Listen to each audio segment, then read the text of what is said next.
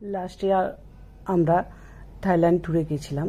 সেই ট্যুরে গিয়ে পাটায়া, ক্যারাবি, ব্যাংকক এইসব মার্কেটগুলো ঘুরেছি। এটা একটা পাটায়া মার্কেট, জামা কাপড় পাওয়া যায়।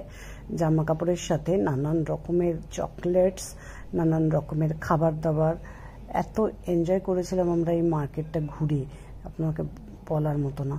তো যেহেতু এতটা এনজয় করেছি, এত ধরনের খাবার দাবার যেগুলো আমরা নিজেরাই দেখতে পাই না এখানে, সেই খাবার দাবারগুলো ওখানে দেখতে পেয়েছি। থাই খাবার, এগুলো থাই সি ফুড আছে, থাই আইটেমগুলো রয়েছে সব, যেগুলো দেখে আমাদের খুব ভালো লেগেছিল। সেই কারণে একটু শেয়ার করছি আপনাদের সাথে। দেখুন, এগুলো সুশি।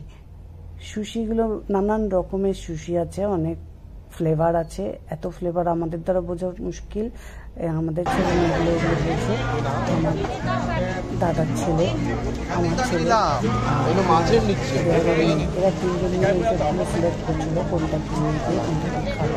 আমরা ওদের ওপরে দিয়ে দিয়েছিলাম, তোরা যা যা নিবি আমাদের জন্যও নিবি। আমরা শুধু দেখবো, ভিডিও করব, ঘুরবো, আর তোদের উপরে দায়িত্ব, তোরা আমাদের খাওয়াবি। কি কি পছন্দ হচ্ছে, যখন টাকাটা লাগবে তখন শুধু দেবো, বাকিটা তোদের কাজ, এ আমাদের কাজ নয়।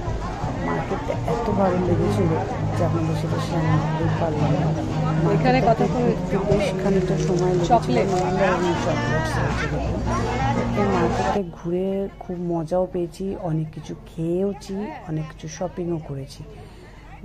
তো এই মার্কেটে যদি কেউ আপনারা ব্যাংকক পাটায়া ট্যুরে যান, এই ব্যাংকক পাটায়া প্রত্যেকটা জায়গায় আপনি পাটায়া যান, ব্যাংকক যান, ক্যারাবিতে যান, ক্যারাবিতে যান, যেখানে যান না কেন, এটা করেছি মার্কেট পেয়ে যাবেন, যেগুলো বড় বড় মলের বাইরে।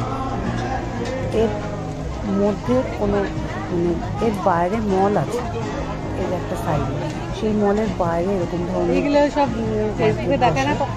এটা হচ্ছে ফুড মার্কেট। টমেটোর দাম কত এখানে? 35 টাকা, তার মানে 70। ওই ক্র্যাব বার করে আমি খাই না, আমি চিবিয়ে খাই। ছেলে চাইছে অনেক কিছু বুঝাতে, সেগুলো বুঝছি। কোনটা খাবো সেটাও জিজ্ঞাসা করছে, আমাদের এখানকার দামের সাথে সেটা ভ্যারি করছে। জাস্ট এগুলো এনজয়মেন্ট আর কি।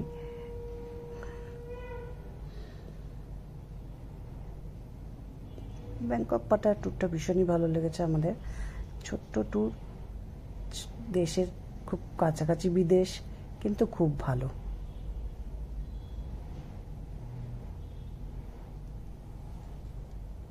ওকে, টাটা, বাই বাই। একটা লাইক, সাবস্ক্রাইব।